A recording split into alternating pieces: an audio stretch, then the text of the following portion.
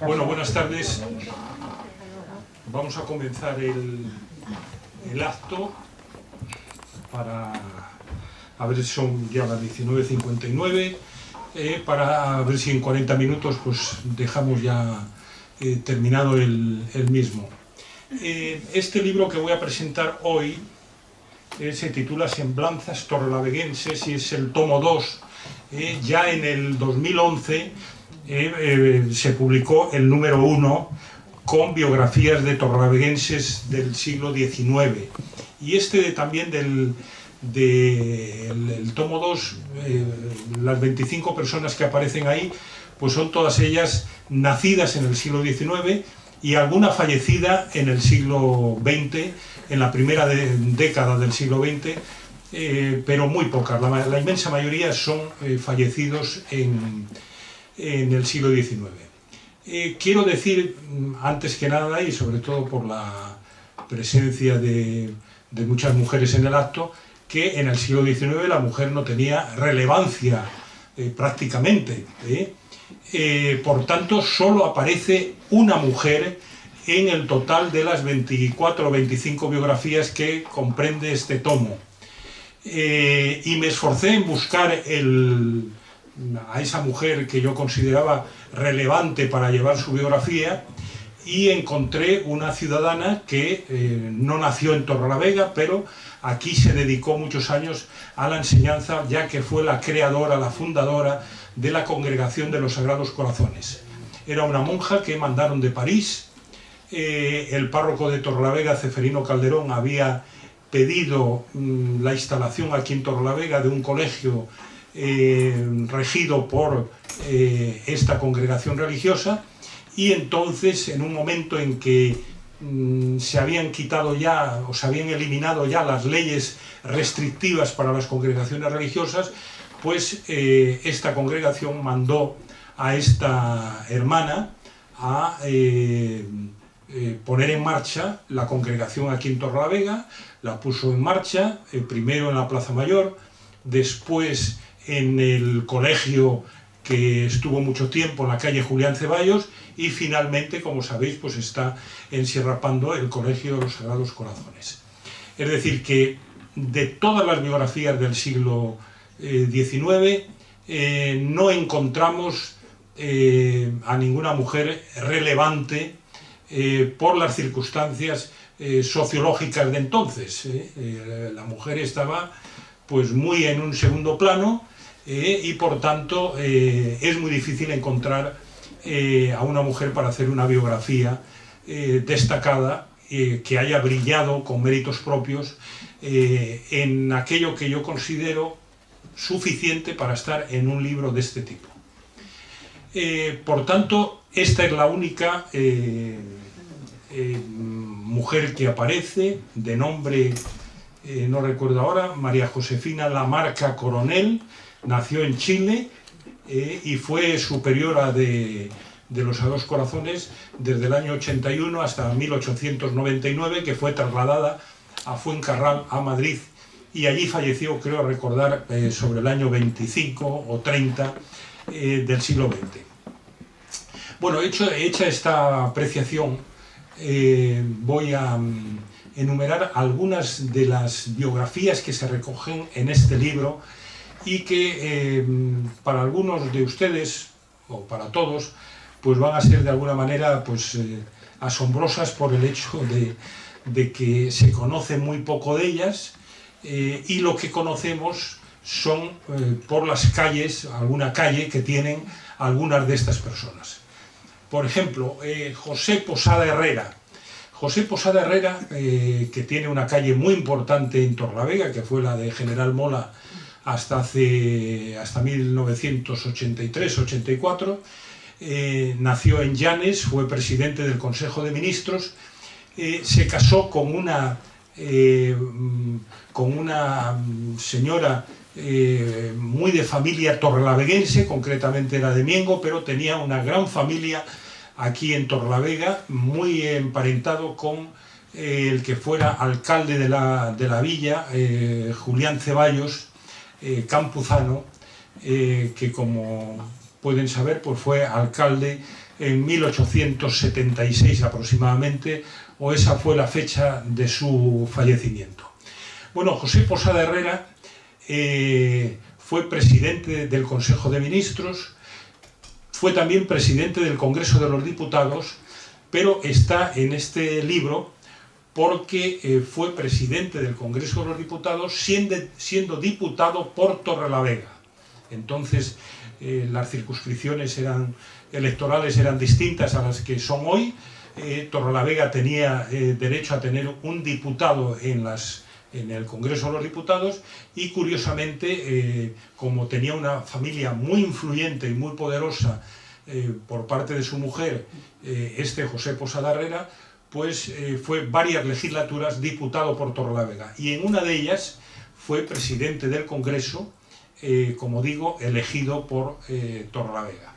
Después, evidentemente, desde los altos cargos que tuvo, presidente del Consejo de Ministros, presidente del Congreso de los Diputados, ministro de la Gobernación varias veces, pues este hombre pues influyó muy positivamente en peticiones que le llegaban de Torrelavega. Otro personaje que quizás se sabe poco de él, que es José Saro, o José Félix Saro. Nació en el Valle de Cayón, y a nombre de él está lo que conocemos por el pasaje de Saro. El pasaje de Saro, que une lo que es la plaza de Baldomero Iglesias con la calle Julián Ceballos. Este hombre hizo un gran capital en América, en Cuba, yo creo recordar. Cuando vino a Torrelavega se instaló aquí, su mujer era también del Valle de Cayón, y construyó el primer rascacielos, entre comillas, que todavía existe. El primer rascacielos que se consideró como tal en Torrelavega es el edificio que está al lado de la calle Julián Ceballos, en el pasaje de Saro, donde durante mucho tiempo pues estaba aquel balcón donde ponía doctor Palacín, el poricultor, ¿no? Bueno, pues ese edificio fue el primer rascacielos de Torrelavega. Le construyó en 1870 y algo, y con el dinero que hizo en Cuba, pues compró bastantes posesiones de la familia del conde de Osuna, que eran los herederos de Leonor de la Torre. Este hombre fue muy polémico en sus relaciones con el ayuntamiento porque el pasaje de Saro lo consideraba una propiedad privada, y entonces no dejaba pasar por él a los vecinos, a los ciudadanos de Torrelavega. Y hubo bastantes años de litigio entre el ayuntamiento y José Saro sobre el dejar o no dejar pasar a los vecinos de Torrelavega por el mismo, hasta que se llegó pues a la solución quizás salomónica, de que el ayuntamiento dio el nombre del pasaje a José Saro, y desde entonces ya los ciudadanos podían transitar por este pasaje. Si analizamos o vamos detenidamente por los edificios del pasaje de Saro, encontraremos todavía estos rótulos que hablan de cuándo se construyeron esos edificios, en 1870 aproximadamente. El que da a la plaza Baldomero Iglesias, que es donde está hoy la cafetería Sinfonía, pues lo construyó allí. Se puede ver que vienen unas letras grandes, Saro, el apellido Saro, hay que fijarse para verlo, y fue construido pues en 1874 aproximadamente. Este hombre, como digo, yo no he conseguido de él fotografía alguna, nada más que se da su esquela en la prensa de entonces, porque murió, creo recordar, en el año 1902 aproximadamente, creo. Otro personaje importante puede ser que no era natural de Torrelavega, Modesto Martínez Gutiérrez de Pacheco, que fue médico y senador, e hijo adoptivo de Torrelavega. ¿Por qué fue hijo adoptivo de Torrelavega? Pues sencillamente porque era un gran amigo del alcalde Gregorio Martín Blanco y fue el promotor de que Torrelavega consiguiera el título de ciudad. Muchas veces, bueno, pues decimos el título de ciudad, pues fue otorgado por la reina regente María Cristina. Bien, efectivamente, la reina regente firmó la Real Orden, pero quien impulsó la propuesta fue este senador, Martínez Pacheco, que tenía una excelente relación con el ministro de la Gobernación, Trinitario Ruiz de Capdepont, y el gobierno de Sagasta, el gobierno liberal de Sagasta, llevaron a un consejo de ministros el conceder el título de ciudad a Torrelavega, igual que a Valdepeñas el mismo día. Pero el gran promotor, y por eso se le nombra hijo adoptivo de Torrelavega, es Martínez Pacheco, que fue senador, médico, era burgalés, yo creo que era de Pomar o algo así, de una población de estas del norte de Burgos, y murió faltando 2 años para el cambio de siglo. Y ya digo que este hombre, senador, médico, tenía una enorme amistad con el también médico, alcalde de Torrelavega entonces, Gregorio Martín Blanco, a quien, por cierto, en el año 95, cuando se celebró el centenario del título de ciudad, se le concedió el honor de tener una calle de la que no se ha vuelto a saber, y Gregorio Martín Blanco sigue sin tener calle, sigue sin ser recordado, habiendo sido un excelente alcalde como médico y además como impulsor de objetivos torrelaveguenses importantes en su época. Otra persona que no nació en Torrelavega fue Julio Auceur. Todos sabemos que hay una calle en Torrelavega que es la calle Julio Auceur. Este señor era belga y pasaba una vez por aquí camino de Asturias, y dicen que fue el descubridor de las minas de Reocín. Bueno, esto yo creo que hay que ponerlo bastante en duda, yo al menos lo pongo en duda. Yo creo que los que descubrieron la mina de Reocín fueron otros, pero digamos que el poderoso, en este caso Julio Auceur, pues logró que a él se le adjudicase el haber encontrado las minas de Reocín. Julio Auceur fue presidente del Consejo de Administración durante muchos años de las minas de Reocín. Le sucedió en el cargo un hijo que tuvo bastantes apoyos a Torrelavega en aquel momento, de la Sociedad de Minas de Reocín, y este hombre, pues bueno, se le recuerda en la ciudad merecidamente, pues con una calle que todos conocéis. Otra personalidad importante, me voy a referir a los alcaldes que se recogen en este tomo. Posiblemente en el siguiente recogeré alguno más, pero en este tomo se recoge a Pedro Ruiz Tagle, que era lo que hoy podríamos decir un millonario capitalista importante de Torrelavega. Decían que cuando Isabel II cambió la moneda o algo así, pues varios carros tirados por bueyes llevaban toda la plata que él tenía en monedas en su casa. Este Pedro Ruiz Tagle fue soltero, estuvo de alcalde menos de un año, porque yo creo que lo fue por compromiso, pero en cuanto pudo, cogió y dijo que no. Era además un personaje muy curioso, porque este era tío de José María Quijano, del que vamos a hablar posteriormente.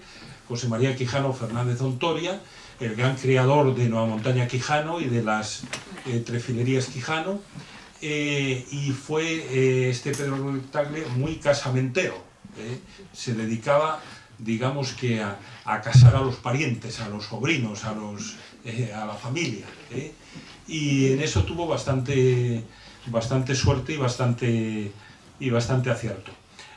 No podemos hablar mucho más de Pedro Ruiz Tagle porque tampoco sabemos gran cosa de él, no tenemos fotografía, nada más que tenemos su esquela en la prensa de Torrelavega y también en la prensa provincial cuando se murió a finales del siglo XIX.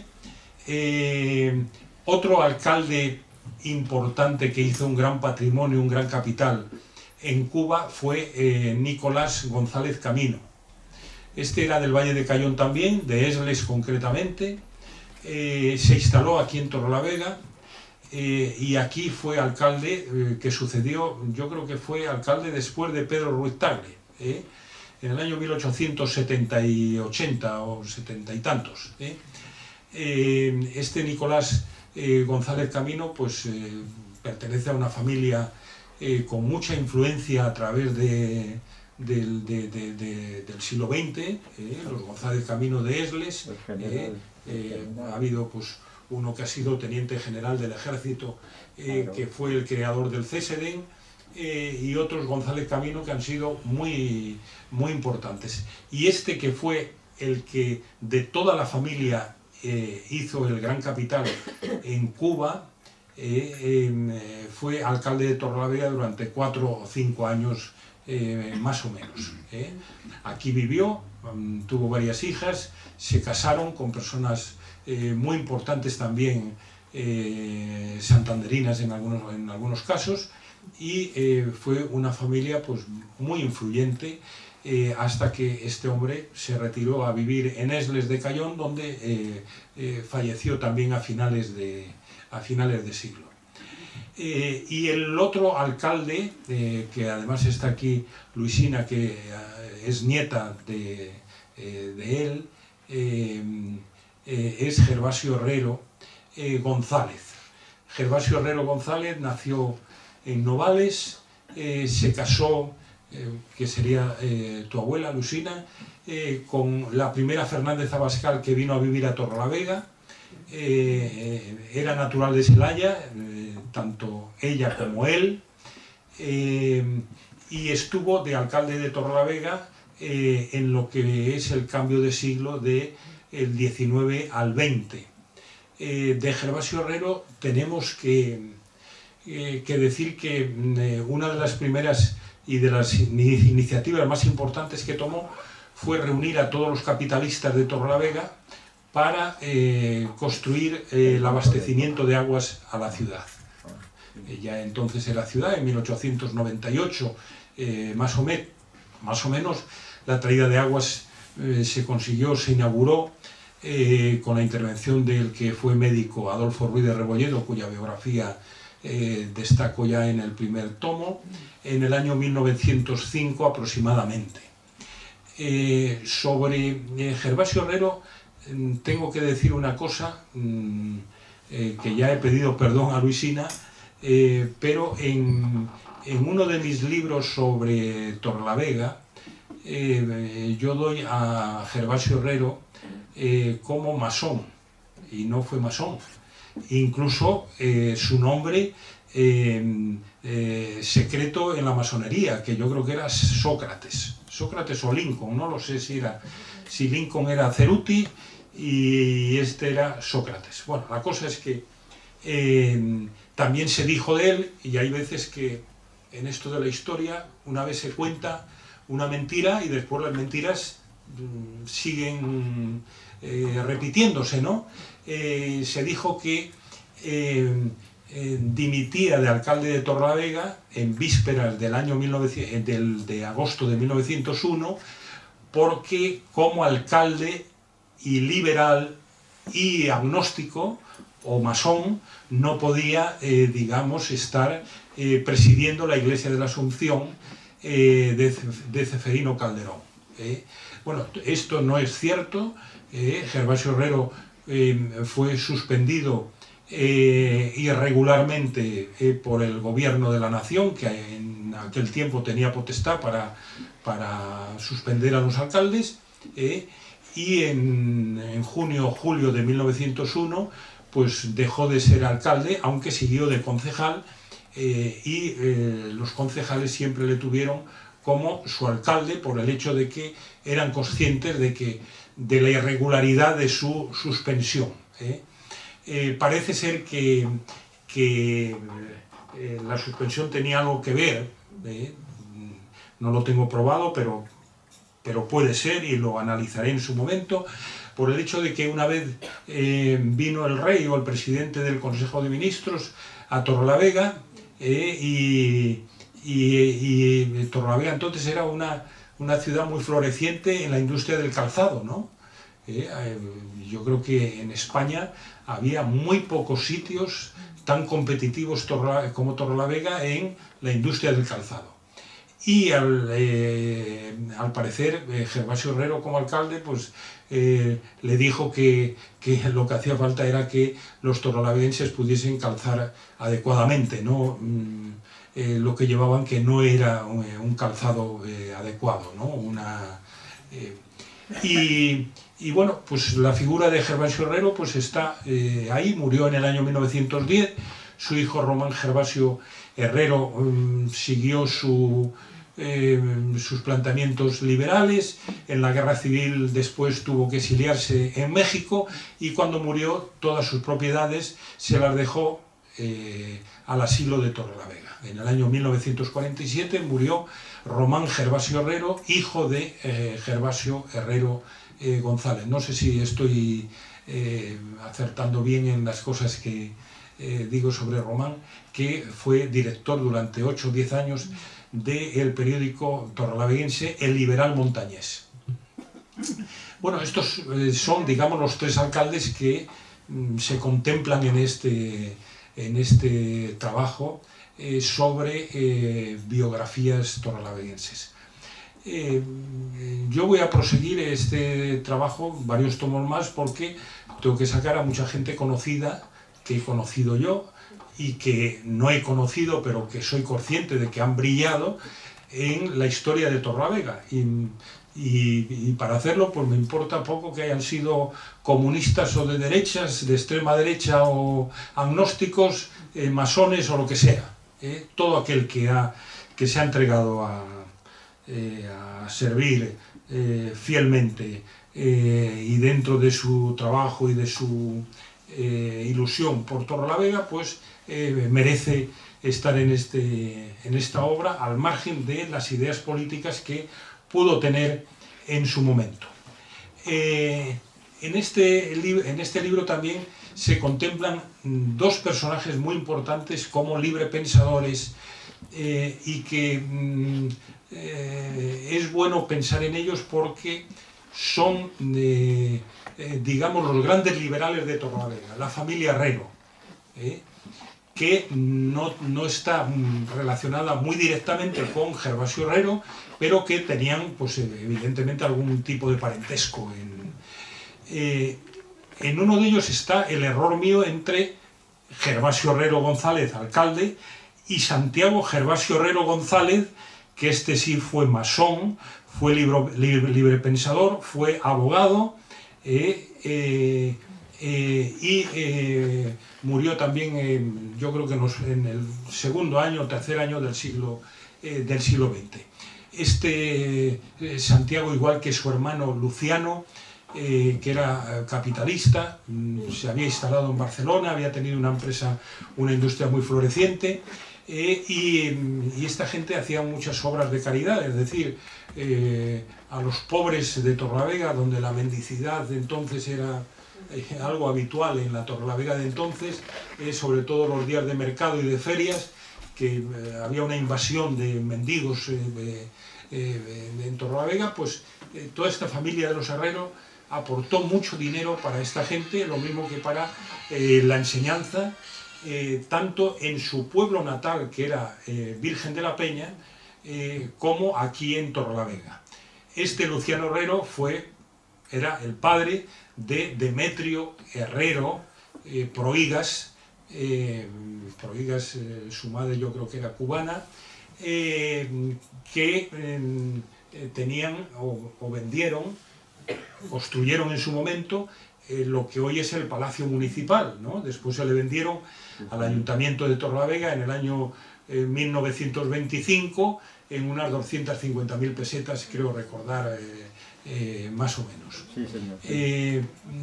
Este Demetrio Herrero también siguió una estela liberal, de librepensador, más o menos, un poco más dulcificado que su padre, pero fue un hombre que en su momento defendió bastante en que los hermanos de su padre y de sus tíos no estuviesen, digamos, cercados por los curas. Ellos veían en los curas los grandes adversarios de tal, y por ejemplo, Santiago Gervasio Herrero, masón y librepensador, cuando ya sabía que se iba a morir, pues puso un cartel en su casa: prohibido entrar todo menos los curas, entre ellos un pariente que él tenía de cura. Biografías destacadas, pues tenemos también a Genaro Perogordo. Genaro Perogordo, nació en Chinchón, en Madrid, pero fue un capitalista también de Torrelavega. Curiosamente, y por las leyes electorales del momento, fue diputado de Cánovas del Castillo por la provincia cubana de Pinar del Río y nunca visitó la provincia de Pinar del Río. Tenía un chalet que yo creo que hasta los años 60 o 50 se ha mantenido en la calle Julián Ceballos, el chalet de los Perogordo, y es el padre de Berta Perogordo, que tiene una calle en Torrelavega y que fue pues una dama caritativa, ¿no? Destacó en más cosas que, pues de acuerdo con el patrimonio de la familia, pues hacer obras de caridad, que bueno, gracias a eso pues una corporación dio el nombre de Berta Perogordo a una calle que está detrás de Julián Ceballos. Un personaje también muy importante es José María Quijano Fernández Ontoria, el gran creador de Nueva Montaña Quijano, de Perfilerías Quijano. Este hombre nació accidentalmente en los Corrales de Huelva. Era hijo de uno que fue alcalde de Torrelavega, Quijano Moncaleán, y este hombre muy pronto pues abrió aquí su bufete en Torrelavega. Vivían en lo que hoy es la casa de los Quijano, en la Plaza Mayor, en ese gran bloque de viviendas que hay en la Plaza Mayor. Pues ahí vivió José María con sus padres, Rafaela, que era su madre, Rafaela Fernández Ontoria, y su padre Moncaleán, Quijano Moncaleán, que fue alcalde de Torrelavega y diputado nacional. José María Quijano fue también senador, y posteriormente ya le concedieron, yo creo que Alfonso XIII le concedió ya un título de conde o se le concedió ya a la viuda condesa de Forjas de Buelna. José María Quijano pues tiene una biografía brillantísima, en el sentido de que en el siglo XIX pues él fue a la Feria Internacional o a la Exposición Universal de París.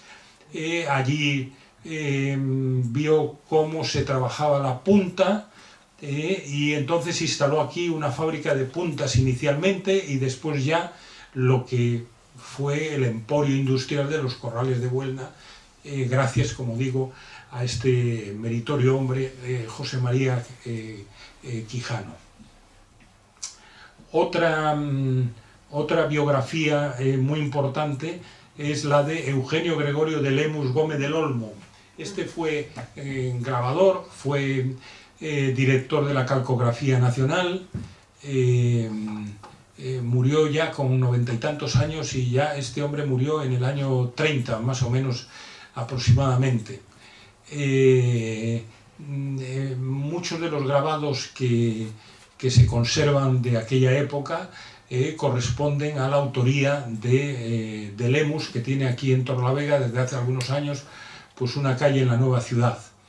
Gregorio de Lemus pues fue un personaje que colaboró muy estrechamente con el párroco Ceferino Calderón, por cuanto el Cristo de Alonso Cano lo adquirió Eugenio de Lemus a la familia de Osuna, del conde de Osuna, y fue trasladado por ferrocarril a Torrelavega antes de la inauguración de esta iglesia el 15 de agosto de 1901.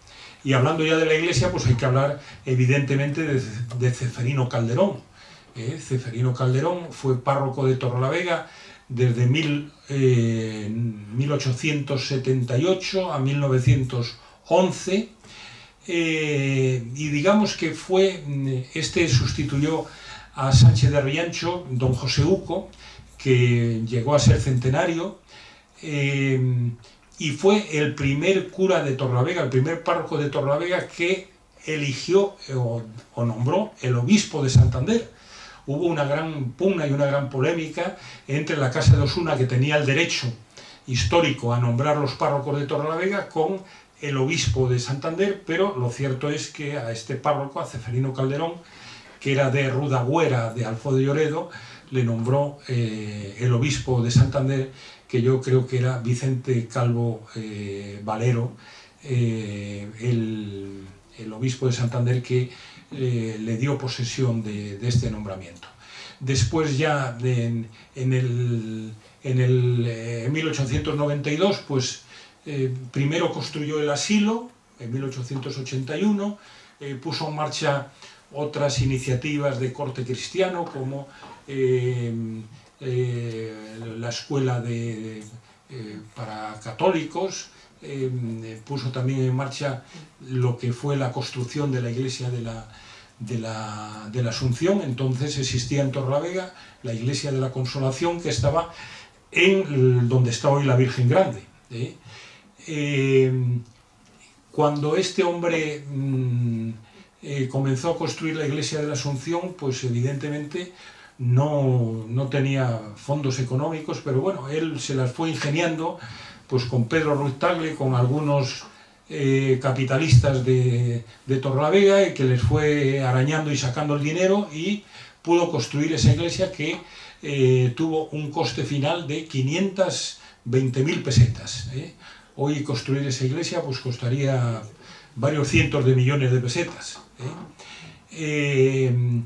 En 1911 fue sustituido como párroco por Emilio Revuelta, que fue cura párroco de Torrelavega hasta el año 1954, y bueno, Ceferino Calderón fue a una canonjía en el arzobispado de Burgos, y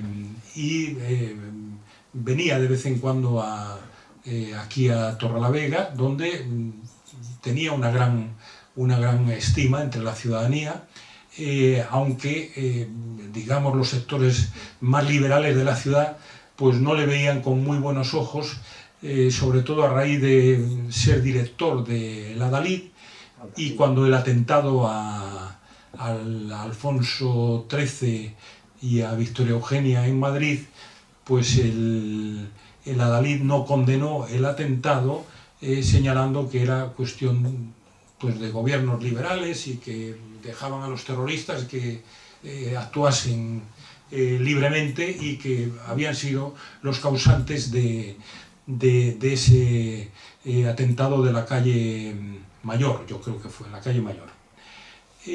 Bueno, otros personajes importantes que se analizan aquí en este libro, algunos de ellos están enterrados en la iglesia de la Asunción porque colaboraron muy estrechamente con el párroco Ceferino Calderón en la construcción de la iglesia. Por ejemplo, Eloy Haro y Gómez de Sañudo, que fue un indiano, y yo le cito aquí también como un patriota español, y digo patriota español porque hizo su fortuna en México, y su fortuna, una gran parte de su fortuna la legó, la cedió para construir varios barcos para la Armada Española, barcos que habían quedado pues destrozados a raíz de todo lo que había ocurrido en el desastre de 1898. Después tenemos, por ejemplo, aquí, que no le quisiera olvidar, pues a un médico muy importante, uno de los grandes cirujanos que ha dado la provincia de Santander, Cantabria, que fue Diego Manuel de Argumosa Obregón, sobre quien hay una especie de polémica sobre su lugar de nacimiento. Yo creo que nació en Villapresente, sí, pero hay gente que mantiene que nació en Puente San Miguel. Lo cierto es que bueno, él se vino a retirar aquí a Torrelavega, vivió en una zona muy próxima a lo que hoy conocemos por el Zapatón, y fue pues un genio de la cirugía española, admirado por la profesión médica de toda Europa, ¿no? Fue el primero que hizo una operación con anestesia, bueno, anestesia muy sui generis de aquel tiempo, y también fue diputado por Torrelavega y una persona de grandes valores científicos y muy reconocido internacionalmente. Diego Manuel de Argumosa, que vivió entre 1792 y 1865.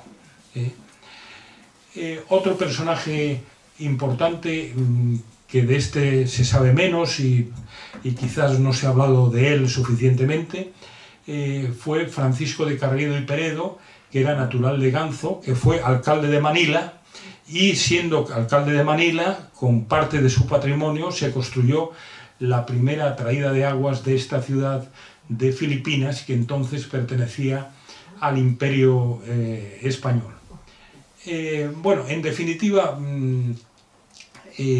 hay aquí pues una serie de biografías importantes, como también la de Fernando Velarde y Campo de Herrera, que fue un poeta de Suances, de Hinojedo, que murió, que en el año 2023 se cumplirán 200 años de su nacimiento, y este hombre tiene su primer libro, su libro La poesía en la montaña, fue el primer libro impreso en Torrelavega.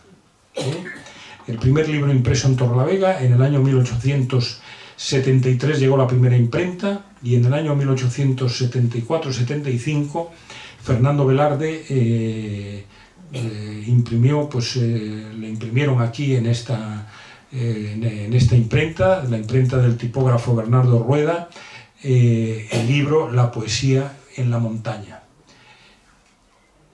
Y también, bueno, pues podemos recordar pues figuras como Carlos de Castañeda y Navarrete, que fue barón de Peramola. Título, si vemos el nombre Carlos de Castañeda y Navarrete, no tiene nada que ver con Florencio Ceruti. Florencio Ceruti, que fue el que heredó de este hombre el título de barón de Peramola, era sobrino, pero el título nobiliario era de la familia Castañeda Navarrete. Lo que pasa es que después, a la muerte de este sin hijos, pasó a la familia de Florencio Ceruti. Y Florencio Ceruti fue el que fue alcalde de Torrelavega en 3 o 4 ocasiones en los inicios del siglo XX, fue el que sustituyó a Gervasio Herrero para la inauguración de la iglesia de la Asunción. Su hijo, Florencio Ceruti, era de ideas liberales, su hijo Florencio Ceruti Fernández que fue escritor y también fue barón de Peramola, tenía ideas conservadoras, militó en el Partido Conservador de Ruano, y después lo fue un hijo de este Florencio Ceruti, también llamado Florencio Ceruti, que ha fallecido hace 1 año o 2 años aproximadamente. Y ahora lo es un hijo de este que también se apellida Ceruti.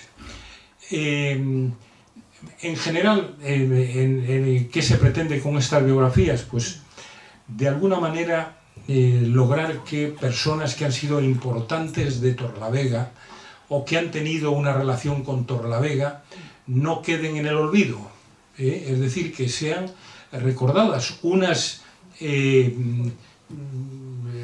lo son a través de alguna calle que se les ha podido dar, pero generalmente muchas de ellas han sido olvidadas, y otras pues glorificadas en la ciudad. Yo, por ejemplo, siempre digo que en el callejero de la ciudad pues tenía que haber lugar para muchos de estos prohombres ilustres que ha dado Torrelavega, y que sin embargo hay calles en Torrelavega que no tienen ninguna justificación el que se hayan dado ese nombre. Aquí hay una muy cerca que es la calle, esta, ¿cómo se llama? No recuerdo ahora cómo se llama la calle esta que está cerca de aquí. Bueno, un día fui yo al archivo y miré, digo, bueno, voy a ver qué méritos tenían estas personas que se les dio una calle en los años 60 o así, ¿no? Bueno, pues únicamente tenía como mérito pues que era un militar que venía a Torrelavega en las fiestas y participaba en aquello de las zarzuelas, y por esto pues ya se le daba una calle. Pero bueno, y sin embargo hay otros hombres con mucho mérito en Torrelavega que han dado su vida, su patrimonio, sus quehaceres, su vitalidad personal por Torrelavega, y no son recordados para nada. Antes he puesto el ejemplo pues, de Gregorio Martín Blanco, que fue alcalde de Torrelavega cuando accedimos al título de ciudad, que en el año 1995 se aprobó de manera muy pomposa el darle una calle.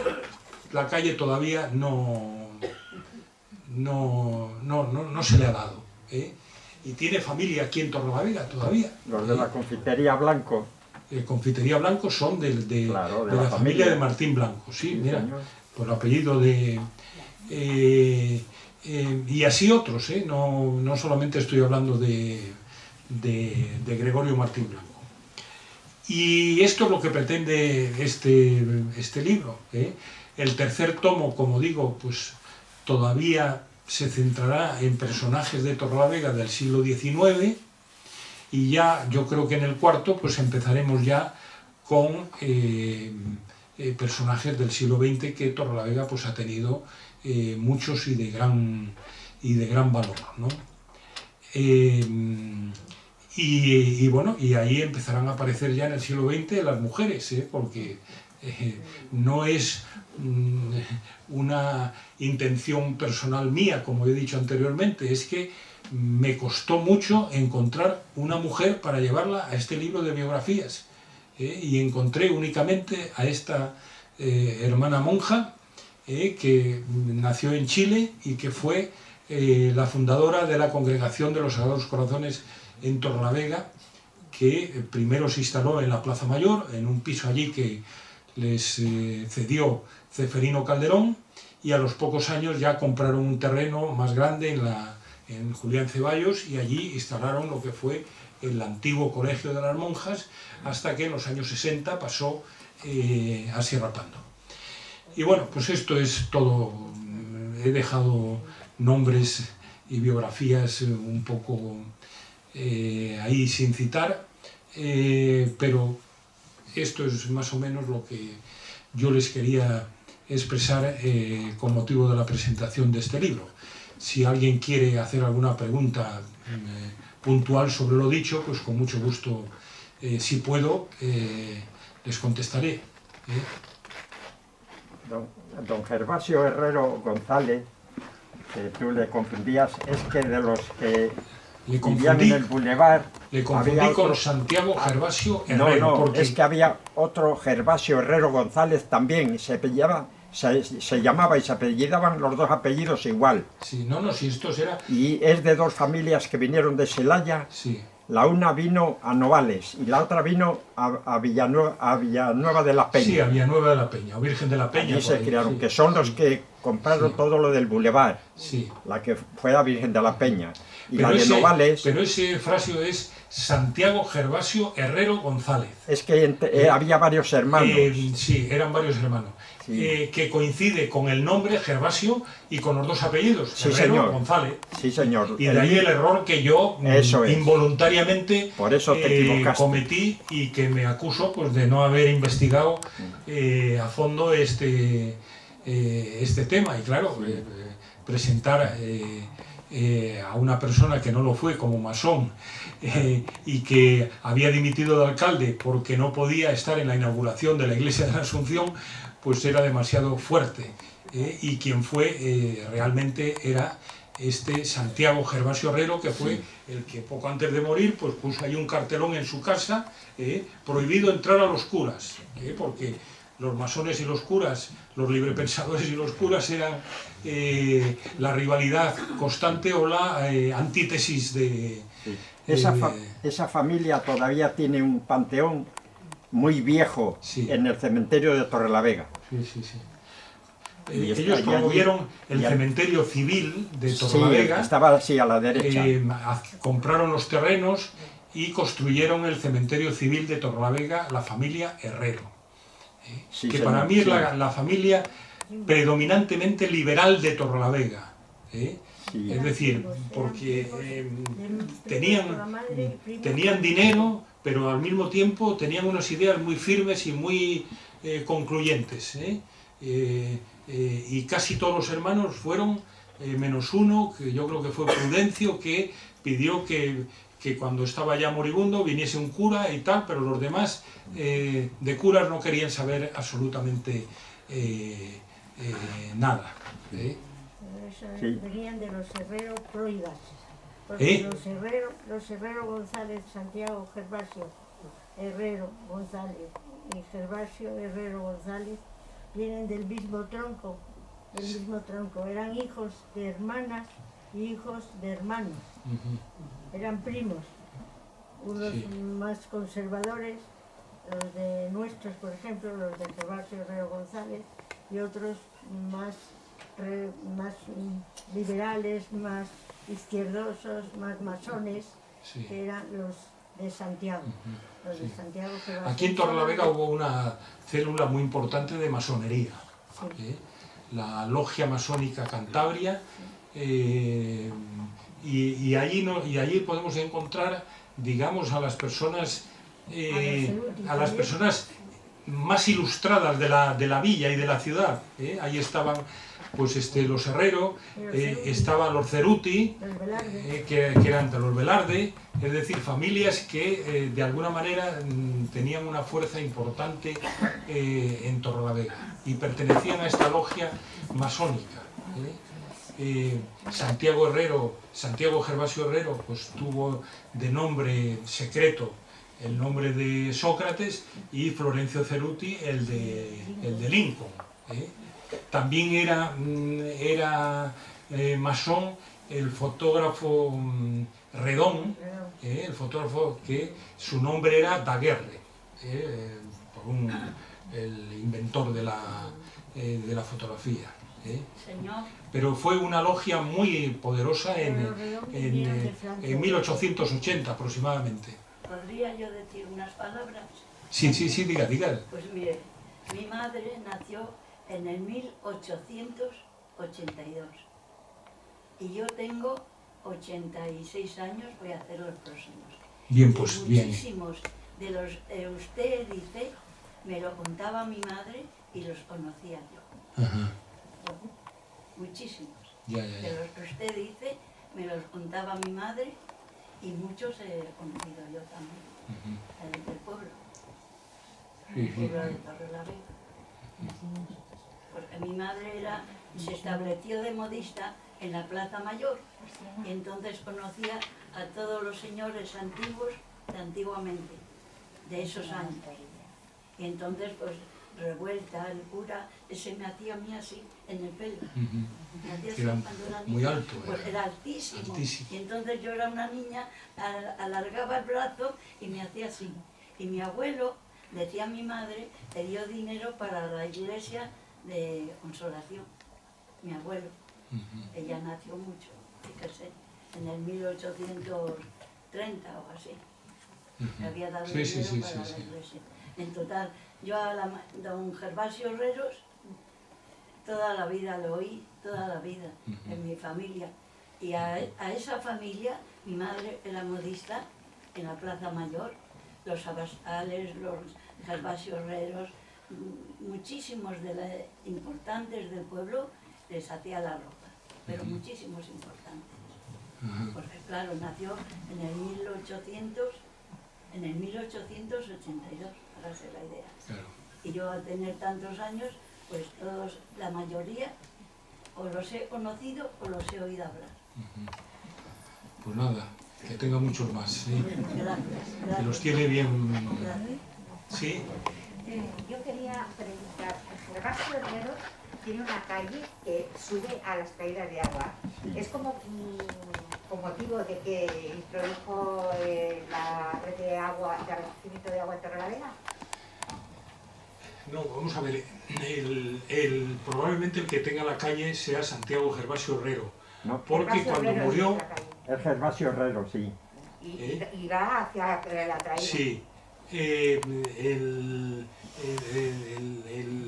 alcalde Gervasio Herrero, el abuelo de Luisina, este no fue el que hizo la traída de aguas, él reunió a los capitalistas de la ciudad, de la ciudad entonces, para que diesen empréstitos para poder hacer la traída de aguas, ¿no?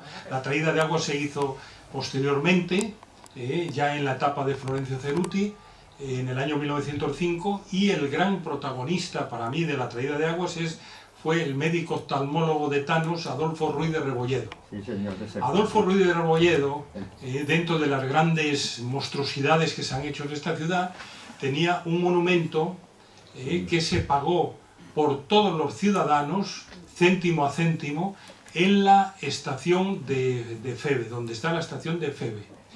Y en una ocasión, por obras o como se hacen estas cosas, pues el busto aquel desapareció y yo le conocí siendo estudiante, un chaval, en el Parque Manuel Barquín. Y de allí desapareció. Y el busto no se ha vuelto a saber nada de ese busto, con lo cual Adolfo Ruiz de Rebolledo, que fue un personaje ilustre, muy ilustre de la ciudad, que yo abordo su biografía en el tomo 1, pues hoy en día no tiene ni monumento, ni calle, ni nada. Y este hombre fue además el que más trabajó para que la traída de aguas viniese desde los montes de Coicillos, porque él como médico pues había analizado que el agua que venía de allí para traerle a Torlavega de agua potable, porque hasta entonces no había agua potable en la ciudad, pues el mejor era el de los montes de Coicillos. Era mejor que el del Dobra, que también lo estuvo analizando lo del Dobra. Pero Adolfo Ruiz de Rebolledo, desgraciadamente, está en el recuerdo de los que pudieron conocer en su día ese monumento, que estaba ahí, que costó, creo que 12.000 pesetas, que fueron aportadas por ciudadanos de todo tipo, ricos, pobres, y que céntimo a céntimo se pudo hacer aquel... Don Ramón Fernández Zontoria fue el que promocionó el hacer eso. Y él abrió una suscripción con 400 pesetas. Sí. Ramón Fernández Zontoria fue el segundo conde de Torreana, fue un personaje muy ilustre de Torrelavega, tuvo altos cargos en los gobiernos conservadores estaba en el gobierno en Madrid. De principios de siglo. Yo creo que fue diputado y senador. Sí. Vivía en el palacete que hoy es la biblioteca Gabino Teira, y ahí vivió también otro marqués, el marqués de Pidal, que se casó con una hija de él, y en este libro se trata la biografía de su padre, que fue magistrado en varias provincias, Remigio Fernández Ontoria, porque Fernández Ontoria se unió el apellido. Sí, primero este Remigio era Remigio Fernández Ontoria, los dos apellidos, y ya los descendientes de él ya unieron los apellidos y ya eran Fernández Ontoria. No recuerdo ahora cuál era el segundo apellido de Ramón Fernández Ontoria.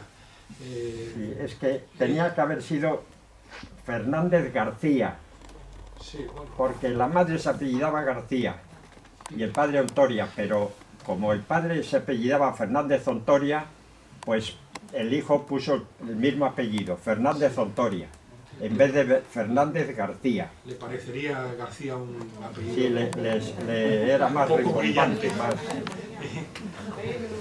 Bueno, pues nada, pues cuando salga el tercer tomo, pues aquí nos veremos. Biografías del tercer tomo, pues vendrá la de Ramón Fernández Ontoria, de algún alcalde, probablemente de Santiago Sañudo, de algún juez como el que fue alcalde de Torrelavega durante la epidemia de gripe del 19, el escritor Rafael Barrett, que fue un gran escritor que nació aquí de casualidad, porque era de una familia muy ilustre inglesa, emparentado con la alta aristocracia, y nació aquí de casualidad porque su padre era cónsul o algo así. Yo hace unos años murió de tuberculosis muy joven en una ciudad francesa, en Arcachón. Estuve en el cementerio, allí consta efectivamente que murió en Arcachón. Ya no se conserva de él absolutamente nada. Yo es que tengo la costumbre de, cuando voy por Europa, visitar muchos cementerios. Todavía recuerdo el 1 de enero del 2014 o el 2015 o 16, no lo sé, buscando la tumba 5 horas de María Blanchard por el cementerio parisino y al final encontramos la tumba de María Blanchard, que estaba como pintora francesa, pero además Blanchard no era uno de sus primeros apellidos, era el cuarto, creo recordar, y nos costó, pero bueno, a las 5 horas logramos al final localizarla, y gracias a una lápida y a una tumba que adquirió el Ayuntamiento de Santander siendo alcalde de Ormachea, se conserva aparte y en un nicho en tierra, ¿no? Porque si no estaría ya sus huesos estarían en donde los tiran todos una vez que pasa un determinado tiempo, ¿no? Bueno, pues la tumba de María Blanchard todavía se conserva en este cementerio de París, el cementerio de Bagneux, yo creo que es Bagneux. Y sí. Una pregunta. Es que ya no sé si te lo he leído a ti o me ha venido por otra información. El chalet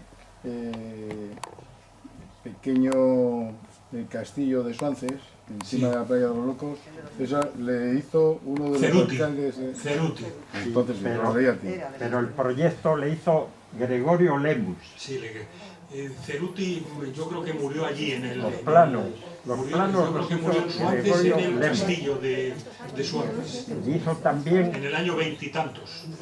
Los planos del teatro principal. Y hizo también los planos del chalet que había ahí en la calle, al lado de la Plaza Pero Gordo, de la calle Pero Gordo, el chalet ese El chalet que había allí que le tiraron para hacer ahora esas viviendas, que era de la... No, ese chalet Bueno, pues hizo son los ya planos también. las Era 9 y tenemos ya que desalojar el... Muchas gracias por asistir al acto y hasta pronto.